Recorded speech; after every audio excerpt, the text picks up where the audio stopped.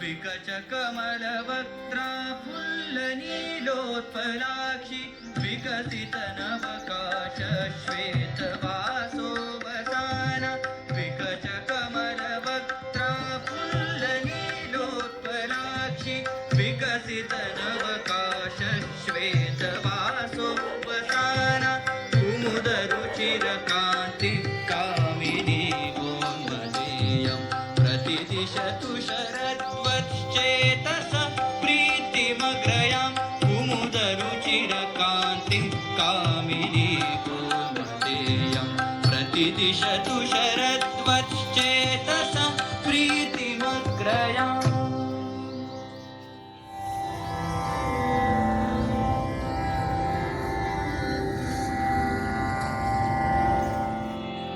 नवप्रवालोद्गमसस्य रम्यः प्रफुल्ललोलपरिपक्वशालिः नवप्रवालोद्गमसस्य रम्यः प्रफुल्ललोलपरिपक्वशालिः विलीनपद्मत्रपतत्तुषारो हेमन्तकालसमुपागतोऽयं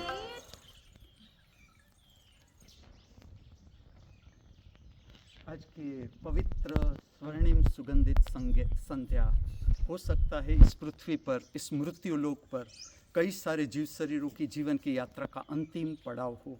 ये भी तो हो सकता है आज के स्वर्णिम सुगंधित पवित्र संध्या इस पृथ्वी पर, इस मृत्युलोक पर कई सारे जीव शरीरों की जीवन की यात्रा का नया प्रारंभ हो।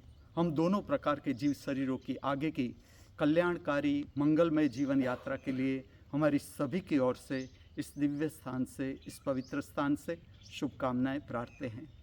नमस्कार, वंदन, प्रणाम। कृपया ओम हिमांशु श्री का हार्दिक वंदन, नमस्कार, प्रणाम स्वीकार करें। अवतरित होने को जा रही है आज के दिन की पवित्र स्वर्णिम सुगंधित संध्या। आप सबका हार्दिक स्वागत है सांध्य समय की पवित्र प्रक्रिया नृत्य सुदर्शनम प्रक्रिया में, जिसमें आज मैं कथक नृत्य शास्त्र पर आधारित 2 रचनाओं की नृत्यात्मक अभिव्यक्ति करने को जा रहा हूँ। मैं आपके समक्ष जो प्रकट करने को जा रहा हूँ वो है भारत के शास्त्रीय नृत्यों का अंतर्गत स्वरूप, आध्यात्मिक रूप, अर्थात प्रार्थना और पूजा। अगर आप मुझे पूछो कि पूजा और प्रार्थना की व्याख्या क्या है, तो मैं कहूँगा पूजा और प्रार्थना ना मांग है, परमात्मा से, परम शक्ति से कहो, परम अस्तित्व से कहो, परम समष्टि से कहो, ना ही कोई मांग है ना फरियाद है। जो भी पूजा और प्रार्थना है वो ग्रेटिट्यूड है, हमारे भीतर का अहोभाव कि इतना सुंदर अवसर मिला हमें इस पृथ्वी पर, इस मृत्युलोक पर जीवन जीने का, और आज का एक दिन और इस पृथ्वी पर जीवन जीने का, जीवन का स्वाद लेने का, इसका जो अहोभाव है ये पूजा और प्रार्थना में प्रकट किया जाता है। और जो भारत के शास्त्रीय नृत्य है उसका संगीत, मेरा जो एक नम्र प्रयत्न है वो ये है कि भारत का शास्त्रीय संगीत और भारत का शास्त्रीय नृत्य खुले आकाश के नीचे, वृक्षों के बीच, पूरी प्रकृति के बीच इसको प्रकट किया जाए। और जो भारत के शास्त्रीय नृत्यों का आध्यात्मिक रूप है, इसका जो आध्यात्मिक रूप है इसे मैं नाम दे रहा हूँ हिमांशु नाट्यम। हिमांशु नाट्यम क्या है मैं आपको बताऊँ। मैं आपसे एक प्रश्न पूछूंगा, क्या जो भारत के शास्त्रीय नृत्य है इसमें अद्भुत रचनाएं हैं? मेरा नम्र प्रयास ये है कि ये जो भारत के शास्त्रीय नृत्यों का संगीत है ये मनुष्य के कान तक पहुंचाना, जो परिचित नहीं है उन लोगों तक ये पहुंचाना। और समझ लो कि कोई भरतनाट्यम नृत्य शास्त्र का आर्टिस्ट है, उसे कथक की सुंदर रचना से भी परिचित होना है, उड़ीसी की भी अति सुंदर रचनाएं हैं। तो मेरा प्रयत्न है कि जो हर नृत्य शास्त्र की सर्वश्रेष्ठ रचना है, मेरी दृष्टि से ताल से देखो, संगीत से देखो, नृत्य की लय से देखो, उसे प्रकट करते जाना और आपके कानों तक पहुंचाना। क्योंकि ये इतनी पवित्र प्रक्रिया है, आप स्वयं अनुभव करो नृत्य की गति देखो, नृत्य का श्रृंगार देखो, जो संगीत है उसका श्रवण करो, और जो पार्श्व दृश्य है जिस प्रकृति के बीच इसको प्रकट किया जाता है उसका भी दर्शन करो।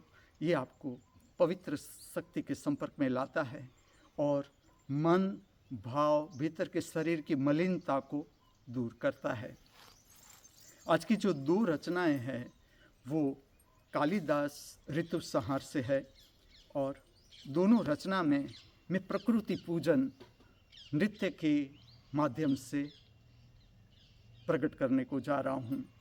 आप जो मेरे पीछे देख रहे हो उपवन, इसको मैंने नाम दिया है अरिहंत उपवन, और ये भी तैयार किया है देवी माता अर्चना ने। बहुत मेहनतू, सुबह से लेकर रात तक वो वृक्षों के पीछे रहती है और चिड़ियों की चिंता करती है, और चिड़ियों को संभालती है, वृक्षों को संभालती है, पौधों को संभालती है, और पूरा उपवन उसकी जतन से तैयार हो गया।